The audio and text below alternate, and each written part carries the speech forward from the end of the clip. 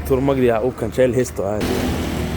تاني حاجة، بس انا هقول لك برضه هو ممكن من صعوبة الامر في الاول، وان احنا في اول سمستر ده ما بنبقاش عارفين نظبطها ازاي ونعمل ايه، وهنذاكر منين وهنذاكر ازاي وهنذاكر امتى وضغط ولعبكه والكلام ده كله.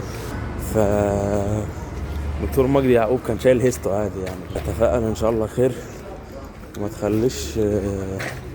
تخليش النفسيه اللي هي النفسيه اللي لا انا عملت وعملت وعملت وعملت بس في الاخر فشلت، في الاخر ربنا ما وفقنيش، في الاخر سقطت، في الاخر خليش النفسيه ان هي حاجه وحشه يعني.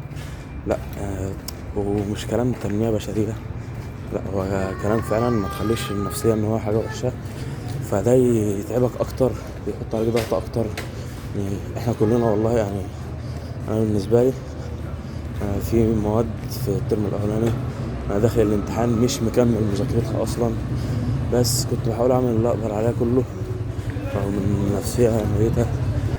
تيجي عليا اسابيع ما بعملش اي حاجه، مش قادر اعمل اي حاجه يعني، رغم ان انا بذاكر كتير وبحفظ كتير وبفهم كتير والكلام ده كله، بس بتيجي عليا فترات مش قادر اعمل اي حاجه، فبس بتكمل عشان